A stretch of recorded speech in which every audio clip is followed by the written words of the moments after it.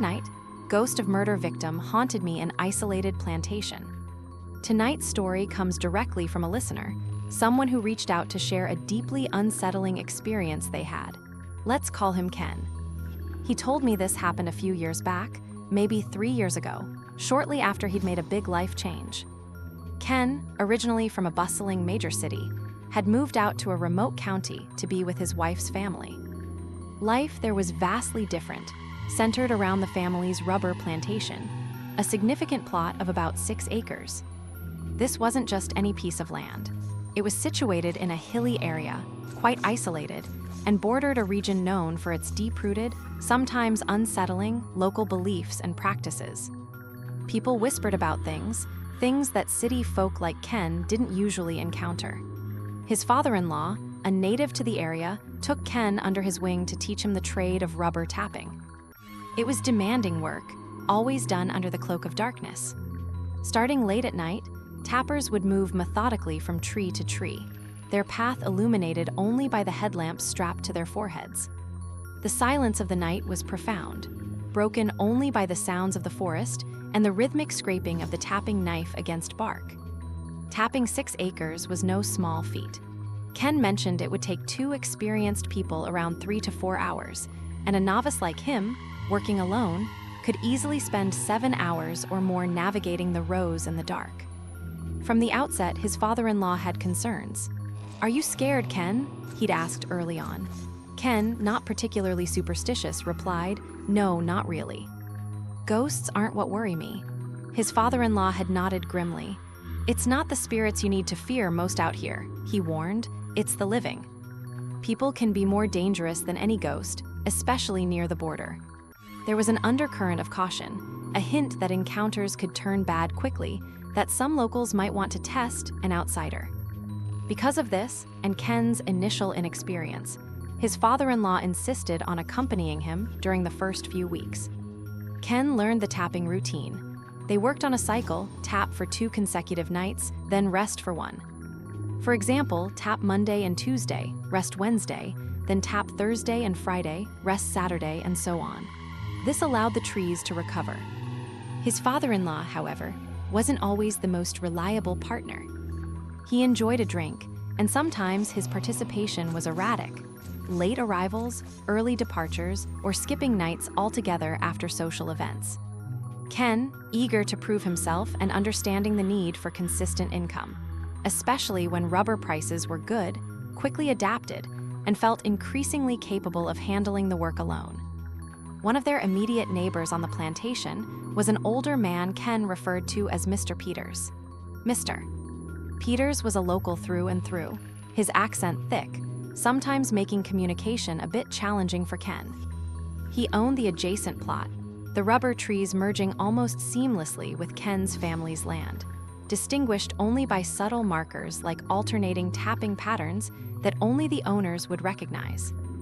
Mr.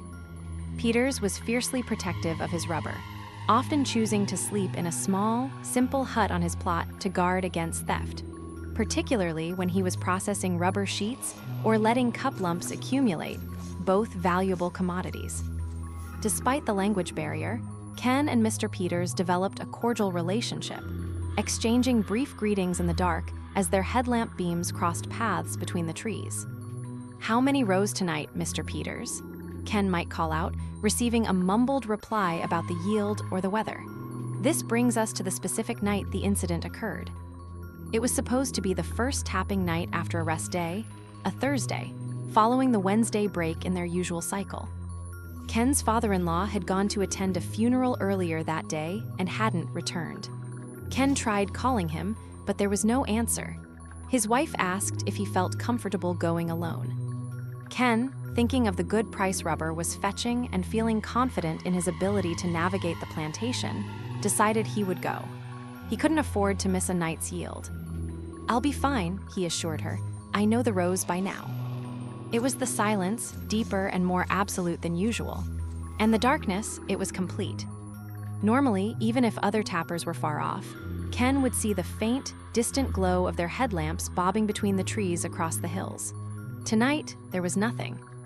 A full 360-degree scan, revealed only impenetrable blackness beyond his own beam. "Strange," he muttered to himself, "where is everyone?" It was unnerving, a deviation from the norm in this isolated place. Trying to shake off the unease, Ken prepared his gear. He put on his headphones, ironically queuing up some old horror story podcasts to keep him company, a habit he had. Power bank charged, headlamp bright, knife sharpened, he was ready. He started down the first row, the familiar scent of latex filling the air, the beam of his light cutting a solitary tunnel through the trees. He moved steadily, focusing on the work, but the unusual emptiness of the surrounding plantation lingered at the back of his mind. He tapped tree after tree, moving deeper into the plot, row by row, unknowingly heading towards the area closest to Mr. Peters' land, and the small hut that usually stood there. As Ken worked his way deeper into the plantation, the silence pressed in. The usual night sounds, the chirping of insects, the distant call of an owl, seemed unnaturally muted, overshadowed by the profound lack of human activity. He continued tapping, row after row, the beam of his headlamp slicing through the darkness, illuminating one rubber tree after another. He was now approaching the section bordering Mr. Peters' land, the area where the old man's simple hut stood. He swept his light ahead, a standard practice to check the path for snakes or obstacles. The beam momentarily brushed past the location of the hut, maybe 20 or 30 meters away at this point, but nothing registered in his mind, just the familiar shape of the trees and the undergrowth. He focused back on the trunk in front of him, making the precise cuts needed to draw out the latex. A few more trees, a few more minutes passed. Then, as he finished with one tree and moved to the next, his light swept across the area again. This time, something caught his eye. There, perched on the low steps leading up to Mr. Peters' hut, was a figure. It was sitting quietly, partially turned away from him. Ken's immediate thought, conditioned by routine and expectation, was, "Ah, there's Mr. Peters." He assumed the old man was taking a smoke break or just resting his eyes, a common sight during the long tapping hours. But almost instantly, a ripple of unease disturbed the assumption. Why hadn't he noticed him just moments before? His light had definitely passed over that spot. And why was Mr. Peters sitting there in the complete dark, without his own headlamp switched on? The stillness was unnerving. Ken paused, listening intently. No sound came from the figure, not even the rustle of clothing or the clearing of a throat. Still, Ken tried to rationalize it. Maybe he dozed off. Maybe he just hadn't heard Ken approach over the sounds of the forest. Now only about 6 or 7 trees away, perhaps 15 meters, Ken decided to call out, his voice feeling loud in the oppressive quiet. "Evening, Mr. Peters," he projected, aiming for casual friendliness. "Making good progress tonight." It remained utterly still, a silhouette against the slightly darker backdrop of the hut. The lack of reaction sent a chill down Ken's spine. This wasn't normal. Even a sleepy person would stir. An ignored greeting in this isolated environment felt wrong, almost hostile. Ken hesitated. His instinct screamed at him to be wary, but the ingrained habit of neighborly interaction pushed him forward. He tapped the next tree, then the one after, his movements becoming more mechanical as his attention fixed on the silent figure. Each step brought him closer. He was now just 2 trees away, less than 10 meters. Close enough to see clearly, too close for comfort. He finished the cut on the tree nearest the hut and straightened up, his headlamp beam landing squarely on the figure. What he saw made his blood run cold. The man, it was Mr. Peters, he could see the familiar build now, was sitting shirtless, sideways on the steps. But where his right arm should have been, there was only nothing. A smooth, horrifying void from the shoulder down. It wasn't obscured by shadow. It was starkly, undeniably absent in the bright white glare of the LED lamp. Ken choked back a gasp, a strangled "hey" escaping his lips. His mind reeled. What happened? An accident. But the stillness, the lack of any sound of pain, the sheer physical impossibility of someone sitting calmly with such a catastrophic injury, it defied all logic. Fear, cold and sharp, pierced through his confusion. This wasn't just an injured man. This was something terribly wrong. Fighting down rising panic, hoping against hope for some explanation, Ken forced himself to speak again, his voice shaky. "Mr. Peters, are you hurt? Are you okay?" There was no sign of struggle or pain, just a smooth, almost fluid motion. As it stood, it turned its body, rotating fully to face Ken. The full horror of the situation crashed down on him. In the direct beam of his light, Ken saw it all. The right arm was gone, ending in a mangled stump that seemed unnaturally dark. And was that? Ken could swear he saw something dark and wet glistening on the stump, maybe even dripping slowly onto the dry leaves below, though the ground itself seemed undisturbed by fresh blood. But worse, far worse, was the face. It was Mr. Peters' face, yet horribly transformed. Swollen, distorted, the features pulled into a grotesque grimace that spoke of immense suffering and violence. The eyes, wide and staring, seemed fixed on Ken, but held no recognition, no spark of life. They were vacant, yet filled with an indescribable intensity. Ken stood frozen, paralyzed by terror. The air grew heavy, thick with an unseen pressure. He knew, with chilling certainty, that the thing standing before him, wearing the face of his neighbor, was not alive. It was Mr. Peters, but it wasn't.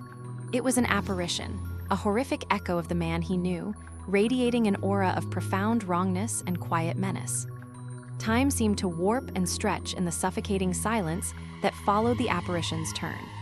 Ken stood frozen, his headlamp beam locked onto the horrifying figure of Mr. Peters, or what used to be Mr. Peters. The image burned itself onto his retinas. The grotesque, blood-slicked void where an arm should have been, the distorted, dead-eyed face, the unnatural stillness that screamed of things terribly wrong.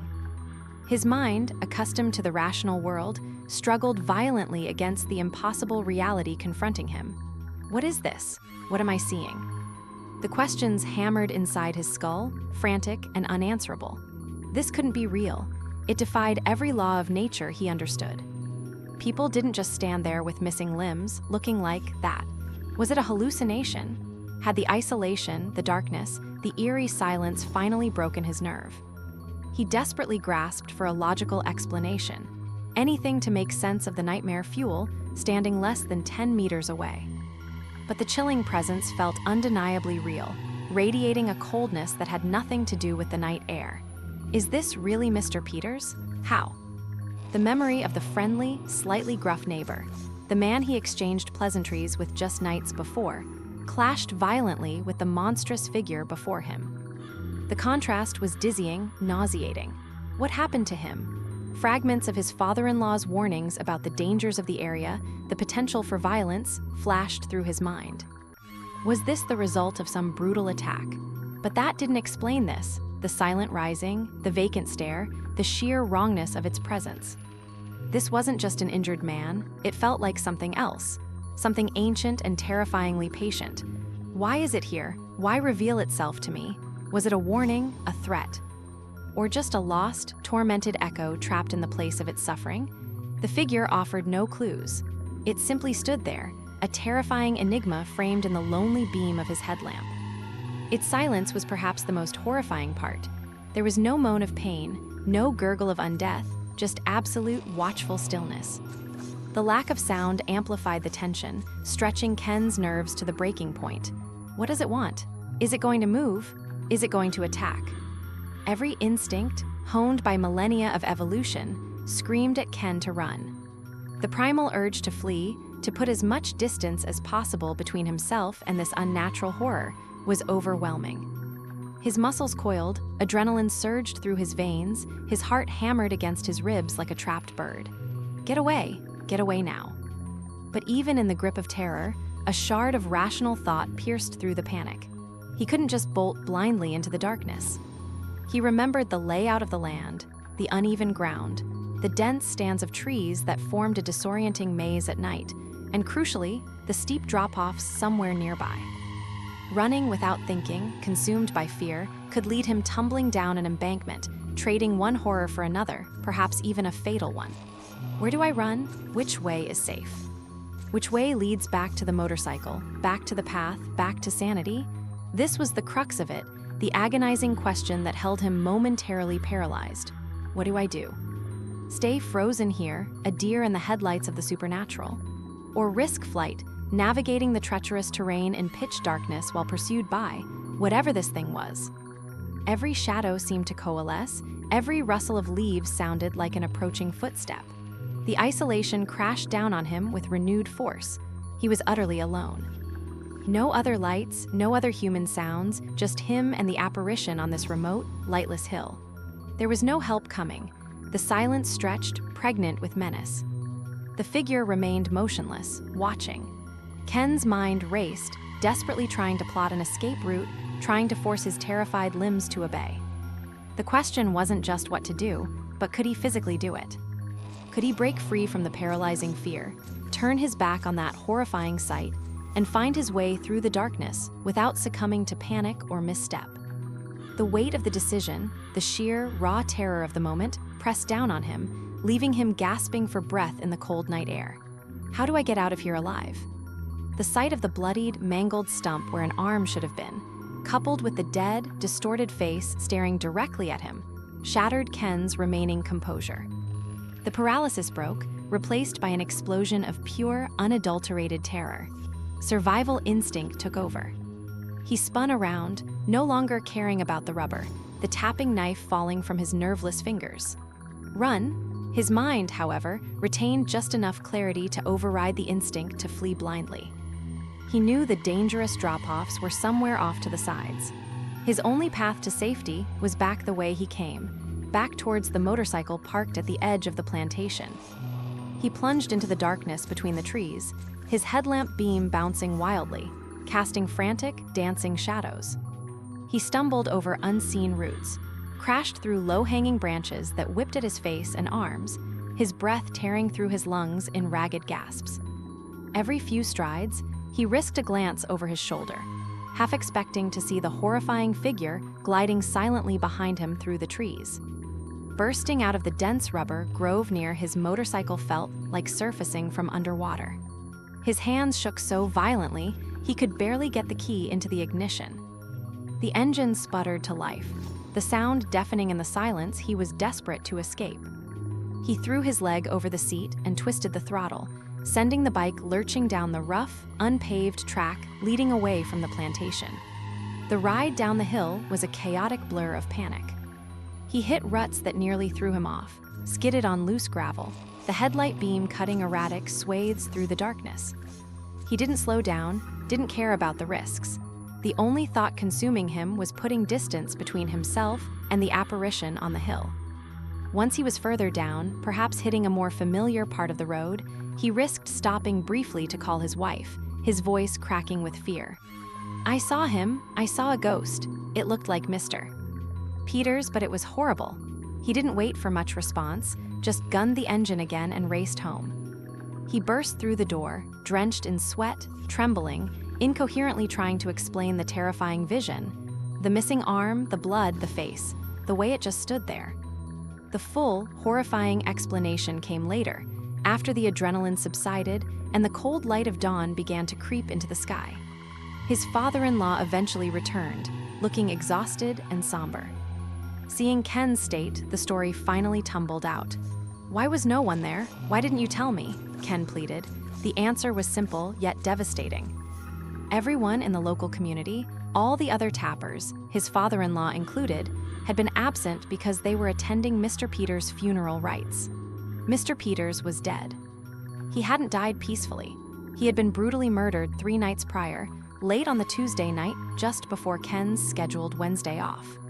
Ken, having gone up to tap on Thursday night, had unwittingly walked onto the scene on the exact 3rd night after the murder, a time heavy with significance in local folklore, when spirits are often believed to be restless or to revisit the place of their demise.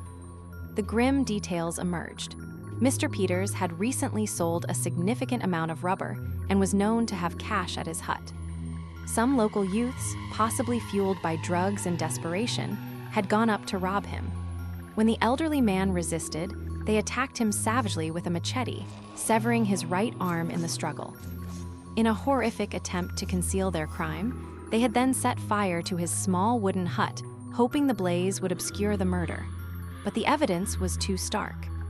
The police investigation quickly determined it was homicide, not an accidental fire, precisely because of the severed limb. Everyone in the close-knit community knew. They grieved, they feared, and they stayed away from the plantation out of respect and perhaps superstition. They all assumed Ken, the city outsider, would either know or would certainly not venture up there alone without his father-in-law, especially under such grim circumstances. No one thought to explicitly warn him. Driven by routine and the desire not to lose income, Ken had been the only one oblivious, the only one to climb the hill that night. He had walked straight into the epicenter of a tragedy, completely alone with its spectral echo. The final, bone-chilling confirmation came when Ken, summoning his courage, returned to the site the next day. He needed to see it in the daylight. Where his headlamp had illuminated a simple hut with 3 steps the night before, where he had seen the figure sitting, then standing, there was nothing. Only a blackened, charred patch of earth littered with debris. The fire had consumed the structure days ago. The steps he vividly remembered the figure occupying simply didn't exist anymore. He realized with a fresh wave of horror that he hadn't just seen the ghost of Mr. Peters. He had seen the ghost existing within a scene, a place that was itself already gone, consumed by fire. He had witnessed a terrifying ripple in time, an imprint of the moment of violence and death, forever anchored to that haunted piece of land. What he saw was impossible by the laws of physics, but terrifyingly, undeniably real to him. Did this story give you goosebumps? Let me know in the comments. And if you want more scary stories like this one, please give this video a like and subscribe to the channel.